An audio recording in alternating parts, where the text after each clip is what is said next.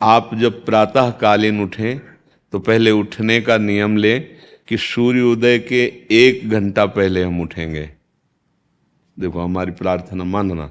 तो इस समय सूर्योदय कई बजे होता है? लगभग हाँ, 6 बजे, 6:30 बजे कर दे। छः। आप 5 बजे उठ जाइए और उठ करके सबसे पहला कार्य कीजिए, पृथ्वी के चरण स्पर्श कीजिए, भूमि के चरण स्पर्श कीजिए। और फिर आप जिस आसन पर बैठे हैं, देखो ध्यान से हमारी तरफ सुनना, जिस आसन पे बैठे हैं, जिस पे शयन किए थे, जिस सैया पर सोए थे, पृथ्वी को प्रणाम करने के बाद उसी सैया में 5 मिनट केवल बैठ जाइए और 5 मिनट बैठकर 5 संतों का नाम ले लीजिए। जैसे हम लोग श्री स्वामी हरिदास जी की जय, हरिवंश महाप्रभु की जय, हरिराम व्यास जी की जय, नागरीदास जी की जय, श्री ध्रुवदास जी की जय। पांच पांच संतों के नाम याद कर लीजिए। इसके बाद नीचे उतरिए और पहले जो अपने माता पिता, अगर वो शयन कर रहे हैं तो कोई बात नहीं है, अगर वो शयन नहीं कर रहे हैं तो पहले जाकर माथा रखकर उनको प्रणाम कीजिए। इसके बाद आधा लीटर या 1.25 लीटर जितना आप जल पी सकते हैं, उस जल को आप हल्का सा गर्म करवाइए अपने माता पिता से, जो भी आपकी सेवा में हो, या अगर आप स्वयं कर सकते हो तो स्वयं हल्का सा। अगर 500 ग्राम पी जाए तो और अच्छी बात है, और इससे ज्यादा पी जाए तो अच्छी बात है। वज्रासन में बैठना आता है? वज्रासन जानते हो आप लोग? देखो वज्रासन, वो देखो बैठ रहे हैं, ये दोनों पैरों को ऐसे करके इसमें इससे बैठकर जल पिया जाए। ये आपके ब्रह्मचर्य की रक्षा करेगा, कब्ज नहीं होने देगा और आपके मस्तिष्क की गर्मी को ठंडा करेगा। ऐसे वज्रासन में बैठकर धीरे धीरे 5 या 10 मिनट में जल पिया जाए, एकदम ना पिया जाए। गिलास में लेकर के 500 ग्राम जल धीरे धीरे उसको पिया जाए।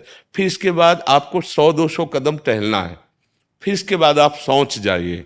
शौच, अगर आपका पेट साफ हो जाता है, अगर नहीं साफ होता है, कोई ऐसी परेशानी लगती है, तो 1 चम्मच ईसबगोल की भूसी और छोटी हर का आधा चम्मच अगर रात्रि में दूध से या पानी से ले ले तो वो बार बार शौच नहीं लगाएगा, पर आपकी आंतें साफ हो जाएंगी।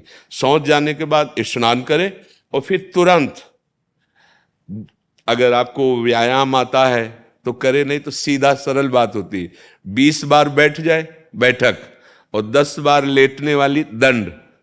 और इसके बाद जो अनुलोम विलोम, जो इससे खींचे इसे छोड़ दे, इससे खींचे इसे छोड़ दे। इसके बाद दोनों हाथ ऐसे करके 7 बार ऐसे करे, सीधा खींचे और सीधा छोड़ दे। इतना ही तुम्हारे लिए प्राणायाम की आवश्यकता है। अब अपनी दिनचर्या में लग जा। जो पढ़ाई का कार्य दिया गया है, आगे तुम्हें और भजन की बात हम नहीं कह रहे, जो पढ़ाई का कार्य दिया गया है वो भगवान की ही पूजा है। आपकी दिनचर्या जो आपको अपने गुरुजी या टीचर जी को जाके प्रमाणित करनी है, कल जो पढ़ाई गई थी आज के लिए, वो आप सुबह सुबह उस समय व्यायाम के बाद, तो आप देखना आपकी स्मृति बहुत प्रवीण हो जाएगी।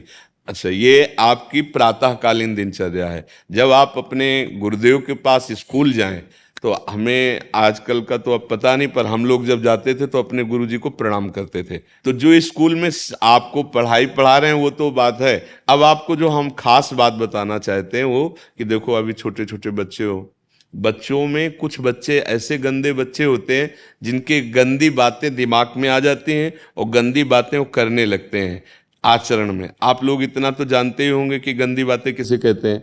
आप लोगों के पास अगर मोबाइल है तो कभी गंदी बात देखना नहीं।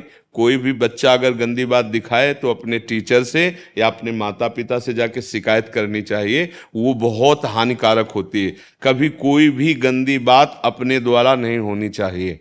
अभी आप नवीन जीवन धारण किए हुए हैं, आप भगवान की प्राप्ति, देश की भक्ति और बहुत अच्छे अच्छे पदों में जा सकते हैं। अच्छे पवित्र आचरण और पवित्र संस्कार।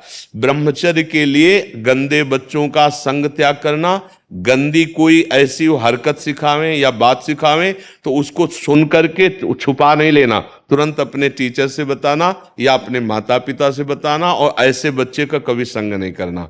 और रात्रि के सोते समय ये जरूर ध्यान देने वाली विशेष बात है।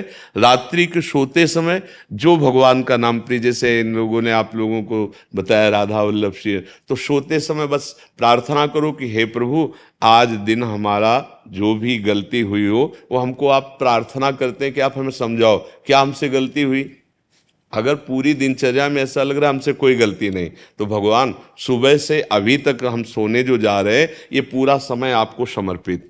आप देखना इसका फल देखना, एक तपस्वी की तपस्या का जो फल होता है ना उसका ये फल मिलेगा। और सोते समय बस राधा वल्लभ श्री हरिवंश, राधा वल्लभ श्री हरिवंश, इधर उधर ना सोचते हुए, ना मोबाइल देखते हुए, ना कोई गंदी बात मन में, और चुपचाप सो जाइए। और जब फिर सुबह उठे तो फिर ऐसी दिनचर्या।